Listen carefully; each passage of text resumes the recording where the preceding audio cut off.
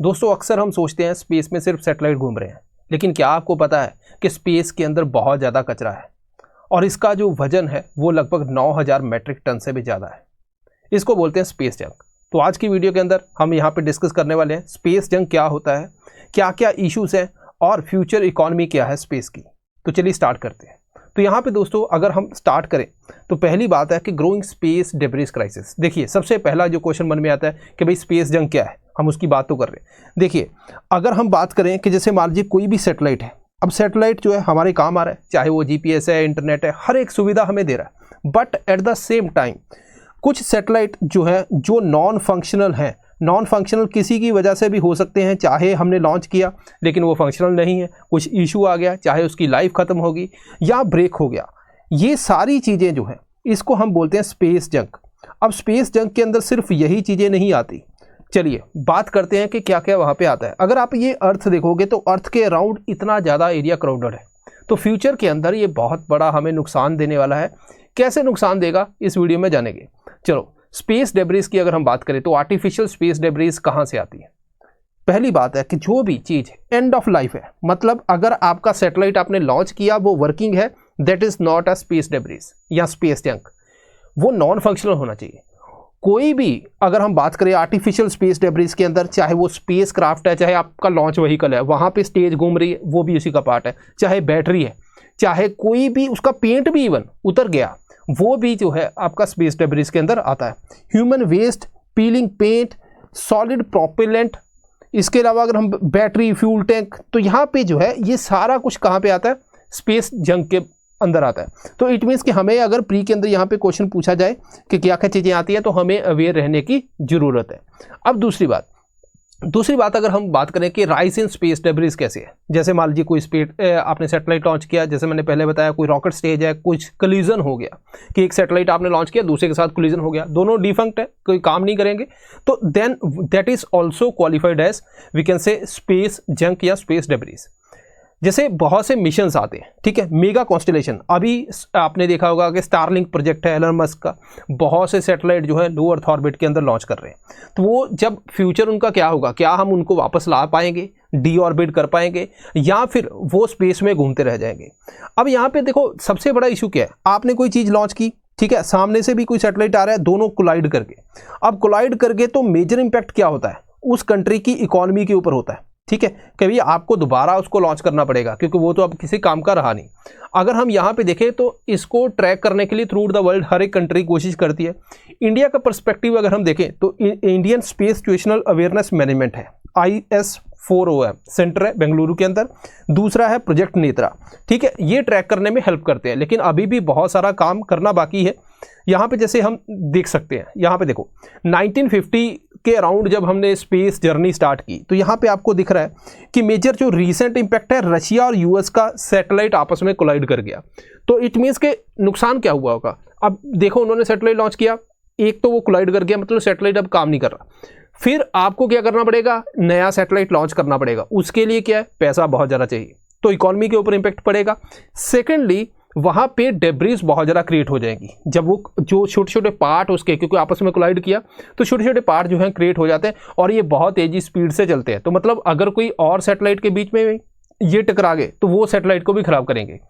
तो ये space junk इतना ईजी नहीं है जैसे अर्थ के ऊपर हमें लगता है कि कोई भी वेस्ट है तो वो वेस्ट जो है धीरे धीरे सड़ता है, लेकिन ये वाला जो है ना ये बढ़ता है, मतलब कोलाइड करके और ज़्यादा यहाँ पे पार्ट क्रिएट किए जाते हैं। जैसे यहाँ पे देखें 2007 के अंदर चाइना ने बोला कि हम एंटी सैटेलाइट वेपन टेस्ट करते हैं, उसके अंदर डेब्रिस क्रिएट हुई। एंटी सैटेलाइट वेपन क्या होता है, जैसे ये अर्थ है, चाइना ने क्या किया था, यहाँ पे एक सैटेलाइट अपना लॉन्च किया और इधर से मिसाइल से उसको हिट किया, ठीक है। ये technology basically as a defence होती है कि इंडिया ने भी मिशन शक्ति लॉन्च किया।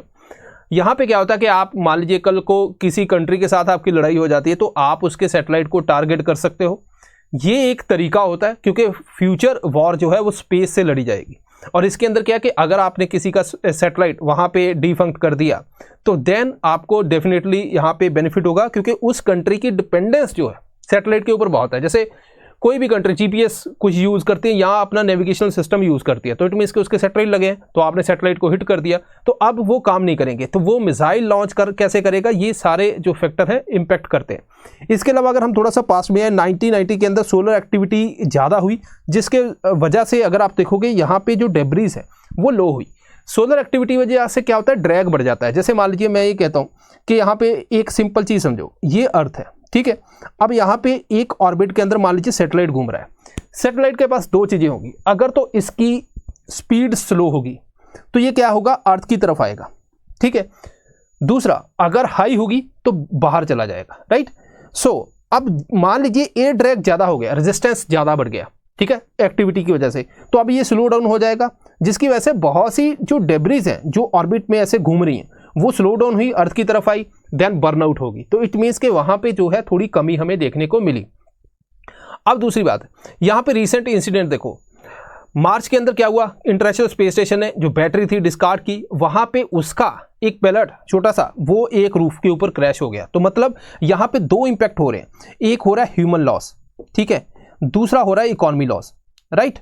तो दोनों चीज़ों के ऊपर जो है इंपैक्ट पड़ रहा है। ह्यूमन लॉस कैसे है, जैसे मान लीजिए आपने कुछ लॉन्च किया और वो क्या होता है कि यहाँ पे जैसे सपोज करो ये अर्थ है, ठीक है, अब यहाँ पे कोई ऑर्बिट के अंदर कोई भी चीज़ लॉन्च किया आपने, अब वो डिफंक्ट होगी, खत्म होगी या कुछ भी है, अब अर्थ की तरफ आएगी। अर्थ के तरफ जब आएगी तो यहाँ पे क्या है, एक एटमॉस्फेयर है। एटमॉस्फेयर के अंदर क्या होता है कि हीट अप होती है, बर्न आउट होने के चांसेस होते हैं, ठीक है। लेकिन फिर भी कुछ ऐसा मटेरियल बीच में होता है जिसकी वजह से अगर बर्नआउट नहीं हुआ तो अर्थ के ऊपर स्ट्राइक करेगा और वो किसी के घर पे या कहीं पे भी वो गिर सकता है, तो वहाँ से एक ह्यूमन लॉस भी होता है। यहाँ पे मैं आपको एक डेटा भी बताऊंगा। यहाँ पे आइवरी कोस्ट की बात करें तो 2020 के अंदर यहाँ पे भी जो लॉन्ग रॉकेट पाइप है, ये चाइना ने प्रोजेक्ट लॉन्च किया था, उसका भी उन्होंने सही से डीऑर्बिट नहीं किया। अब यहाँ पे भी क्या हुआ, गिरा और नुकसान, ठीक है। दूसरी बात, अब इसमें चांस होता है कि आप बच गए नहीं बचे, राइट। यहाँ पे एक एस्टिमेट है कि 10% चांस है हर एक डिकेड के अंदर कि स्पेस डेब्रीज जो अर्थ के ऊपर फॉल करेगी and it will kill someone on earth, right. So यहाँ से हमारे पास कुछ चीज़ें आती हैं जो हमें समझनी है। पहली बात है कि हमने अर्थ से कुछ लॉन्च किया, अब वो घूम रहा है ऑर्बिट के अंदर, तो क्या हो सकता है। एक हो गया कि इसकी जो लाइफ है एंड होगी, ठीक है। जब एंड होगी तो हम क्या करेंगे, या तो इसको डी ऑर्बिट कर दो प्लान तरीके से, थोड़ा सा फ्यूल हम बचा के रखते हैं। डी ऑर्बिट करेंगे तो क्या होगा कि यहाँ पे अपना एटमॉस्फेयर है, तो ये क्या होगा, वियर टियर होगा, हीट अप होगा, बर्नआउट हो जाएगा। तो ये डी ऑर्बिट एक तरीका है, लेकिन बहुत सी कंट्री करती नहीं है। दूसरा तरीका क्या है कि आपने जो यहाँ पे ये एक उसको बोलते हैं बेसिकली एक ऐसा ऑर्बिट जहाँ पे आप उसको रखते हैं इन द सेंस कि वहाँ पे ग्रेवयार्ड ऑर्बिट बोलते हैं उसको, ठीक है, ग्रेवयार्ड ऑर्बिट। दूसरा तरीका यह है कि आपने डेब्रिस को उस ऑर्बिट में डाल दिया, अब वो घूमता रहेगा, ठीक है। तो यहाँ से क्या हुआ कि मान लीजिए मेरा सैटेलाइट यहाँ पे है, ठीक है, अब मैं हाई अर्थ ऑर्बिट की बात कर रहा हूँ, लेट्स से जियो स्टेशनरी की बात कर रहे हैं, तो यहाँ पे अब सैटेलाइट की लाइफ खत्म होगी, तो हमने इसको थोड़ा सा फ्यूल देके एक ऑर्बिट में घुमा दिया। अब ये ऑर्बिट में हमने कुछ लॉन्च तो करना नहीं है, तो ये डेब्रिस यहाँ पे घूमती रहती है। तो फिर यहाँ से अगर ये उसको ऊपर शिफ्ट कर दिया क्योंकि डेड है, तो इट मीन्स कि यहाँ पे एक स्लॉट वेकेंट हो गया, तो मैं नया सैटेलाइट यहाँ पे लॉन्च कर सकता हूँ। लो अर्थ ऑर्बिट के अंदर अलग केस होता है। लो अर्थ ऑर्बिट में क्या होता है कि जैसे ये अर्थ है तो इसमें क्या रहता है कि इकोनॉमी के हिसाब से कि कैसे हमें कम खर्चा हो, तो सैटेलाइट यहाँ पे, तो अब मान लीजिए खत्म हो गया, फिर इसको डी ऑर्बिट करेंगे क्योंकि वो इजी है। डी ऑर्बिट करेंगे तो एटमॉस्फेयर के अंदर जो है बर्नआउट हो सकता है।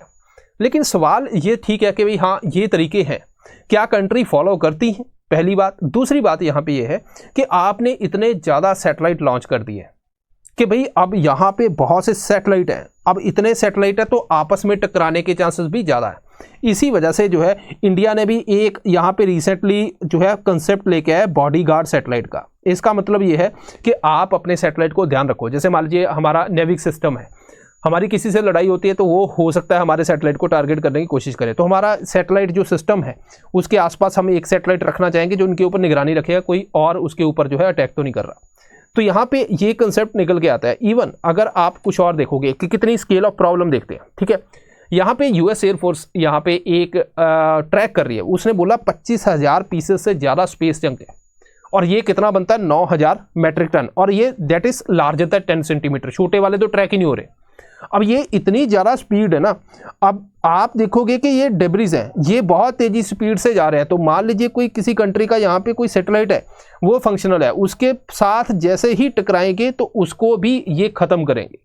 यही दिक्कत है। अगर आप इंटरनेशनल स्पेस स्टेशन के ऊपर देखोगे तो उन्होंने एक आउटर लेयर ही लगा दी कि भाई जो ऐसी डेब्रिस से बचा जाए, नुकसान ना हो। अब यहाँ पे अगर हम देखें ऑर्बिटल जो डेब्रिस कोलिजन है, ठीक है, वो सैटेलाइट को कितनी कॉस्ट कर रहा है?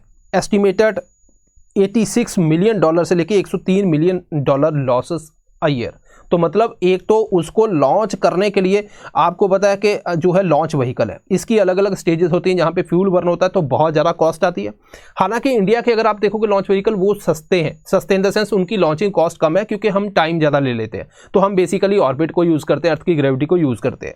तो यहाँ पे एक तो इसकी बहुत ज़्यादा कॉस्ट है, ऊपर से आपने सैटेलाइट लॉन्च किया और जाते ही क्या हुआ वो पता चले कि किसी से टकरा गया, है ना, कि कोई डेब्रिस आके टकरा गई या एक दूसरे से सैटेलाइट टकरा गया, तो वहाँ पे नुकसान डबल हो जाता है। अब और नुकसान की अगर हम बात करें, केसलर सिंड्रोम। केसलर सिंड्रोम क्या बोलता है? ये बोलता है कि मान लीजिए आपने कोई सैटेलाइट लॉन्च किया, वो किसी और से टकरा गया, ठीक है, यहाँ पे क्या हुआ, डेब्रिस कुछ क्रिएट होगी, कुछ जो है उसके पार्ट्स हैं स्पेस में अब बहुत तेजी से घूम रहे, ये फिर किसी और डेब्रिस से क्रिएट हुआ, और ज़्यादा टच हुआ, और ज़्यादा यहाँ पे जो है डेब्रिस क्रिएट होगी। तो जितना नंबर बढ़ता जाएगा उतना नुकसान है। So this is cascading effect, ठीक है, this is known as Kessler syndrome. जैसे सलमान खान की मूवी आई थी, उसमें 3 की हेल्प करो, 3 आगे हेल्प करेंगे, फिर तुम 3 की, वो 3 की करेंगे, वो 3 की, ठीक है, इस तरह से वो हेल्प वाला सिस्टम था। यहाँ पे भी वैसा ही है कि डेब्रिस भी ऐसा ही काम करती है। अगर 2023 की स्टडी देखें, उसने प्रेडिक्ट किया कि लो अर्थ ऑर्बिट कितने सैटेलाइट जो होल्ड कर सकता है, 72,000, और हम उसी के आसपास है। स्टारलिंक प्रोजेक्ट से लेके और कितने मेजर प्रोजेक्ट है जो लो अर्थ ऑर्बिट को टारगेट कर रहे हैं इंटरनेट के लिए, तो इतना ज़्यादा ये बढ़ जाएगा। इससे लाइट पोल्यूशन भी होगा, कॉस्ट भी बढ़ेगी, क्योंकि chances of collision will be more in this case, right.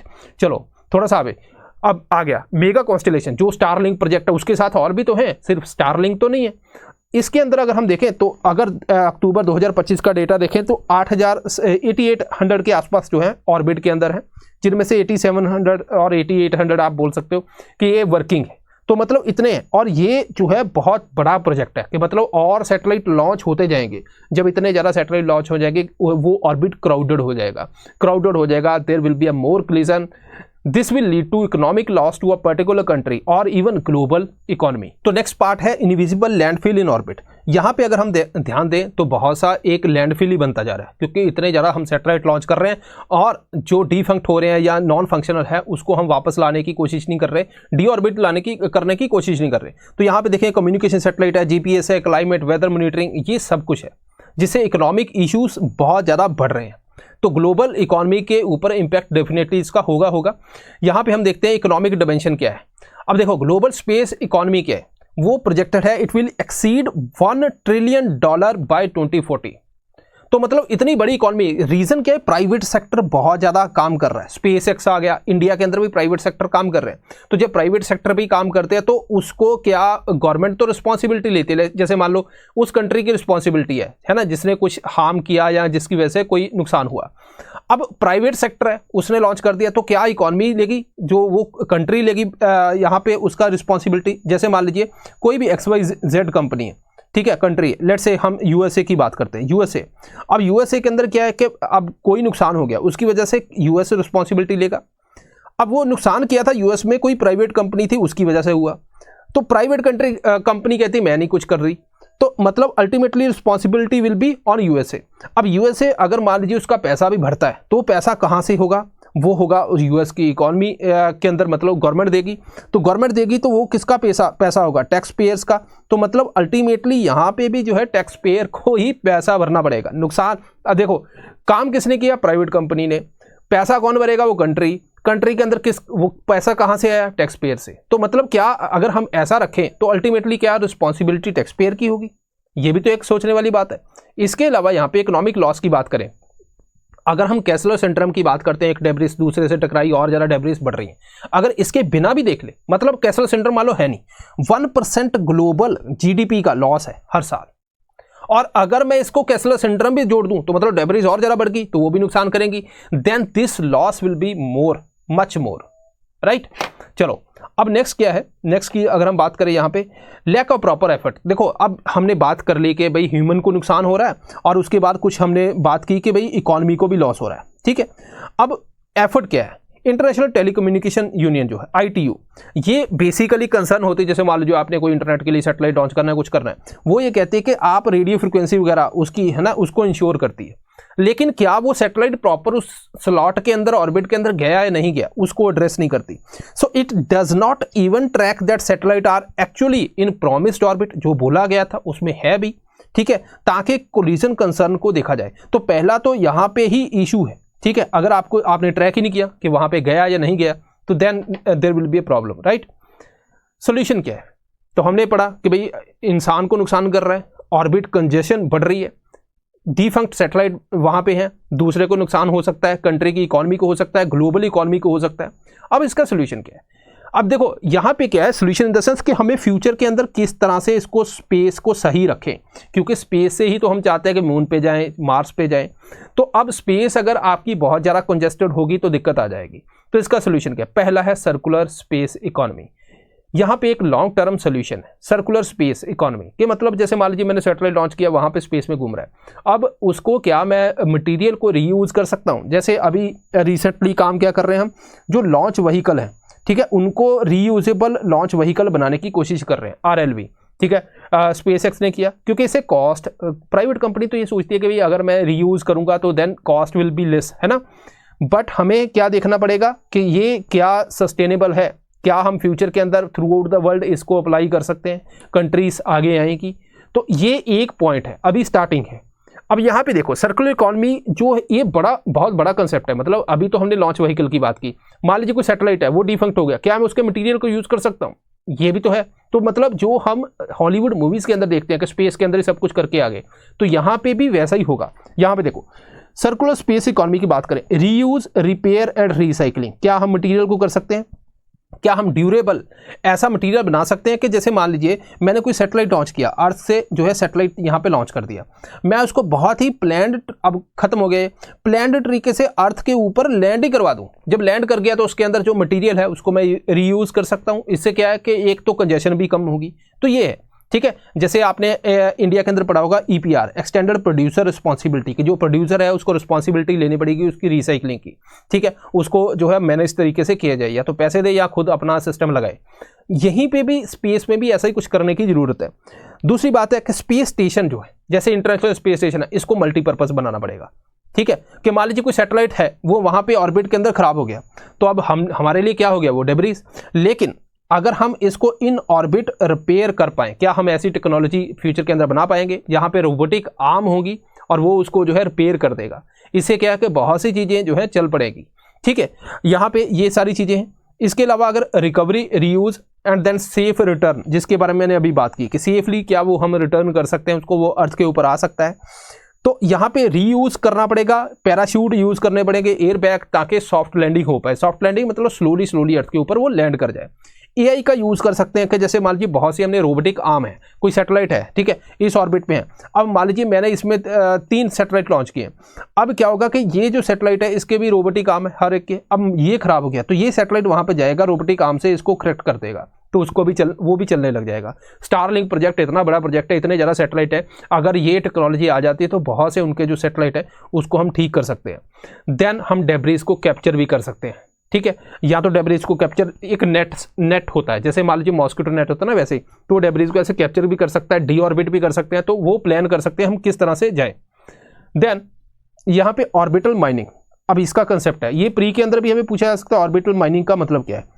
देखिए अगर हम कुछ डेटा यहाँ पे देखें तो नासा ये प्रोडिक्ट करता है कि यहाँ पे एल्युमिनियम और टाइटेनियम जो है वो यूज होता है, तो ये स्पेस डेब्रीज के अंदर बहुत बड़ा पार्ट है। अब क्योंकि सैटेलाइट में यूज हो रहा है और इसका पोर्शन जो है बहुत ज़्यादा इंक्रीज होगा, और दिस विल अकमुलेट, मतलब 4000 किलोमीटर के आसपास, जो लो अर्थ ऑर्बिट की बात कर रहे हैं, 38 मिलियन किलोग्राम ऑफ एल्युमिनियम, तो मतलब इतना ज़्यादा है। तो फ्यूचर के अंदर जिस कंट्री के पास ऐसी टेक्नोलॉजी होगी कि वो ऑर्बिटल माइनिंग कर पाए, वहीं से जो है मटेरियल निकाल पाए, वो कंट्री जो है वो बहुत आगे जा सकती है, क्योंकि इतना ज़्यादा अकमुलेशन है एल्युमिनियम का वहाँ पे, ठीक है। तो ये यहाँ पे हो सकता है। Physical risk to physical liability, अब यहाँ पे नासा ने एक रिपोर्ट निकाली, वो कहता कि यार देखो जो हमारे सैटेलाइट है स्पेस के अंदर, अब इसका हम इम्पैक्ट ये देख सकते हैं कि एक तो कंजेशन बढ़ रहा है, ठीक है। अब उसकी वजह से क्या है कि कुछ जो सैटेलाइट हैं और जो है वहाँ पे हमारे डिफंक्ट है, मतलब जंक है, जंक बढ़ रहा है, ठीक है। अब यहाँ पे इसका किया क्या जाए, ठीक है। अगर हमें इस जंक को कम करना है, रिड्यूस करना है, तो हमें इकोनॉमिकली फिजिबिलिटी भी देखनी पड़ेगी। फिजिबिलिटी इन द सेंस कि हमें यह भी देखना पड़ेगा कि किस तरह से इसको डीऑर्बिट करना है, ठीक है, माइनिंग करनी है, क्या करना है। इसका जो भी सस्ता सोल्यूशन होगा वो इसके लिए ठीक है। और जो रिसेंट टाइम में इन्होंने देखा कि भाई जो डीऑर्बिटिंग है, ठीक है, कि ऑर्बिट में घूम रहा है, उसको अर्थ की तरफ आ गया तो एटमॉस्फेयर में बर्न आउट हो जाए, तो ये एक अच्छा तरीका है जिससे हम कर सकते हैं, ठीक है। लेकिन कंट्रीज जो हैं, जैसे लॉन्च व्हीकल है, उसकी लास्ट स्टेज घूम रही है, तो उसको क्या हम सही प्लान तरीके से अर्थ के ऊपर लेके आ रहे हैं, ये भी एक इशू है, ठीक है। कंट्रीज के लिए रिस्पॉन्सिबिलिटी लेनी पड़ेगी। तो बेसिकली क्या है, आपको रिस्पॉन्सिबल बनना पड़ेगा। Need binding global treaty on space debris. देखिए यहाँ पे ऐसी ट्रीटी चाहिए हमें जो रिस्पॉन्सिबिलिटी तय करे कि जिसने किया है वो रिस्पॉन्सिबल है।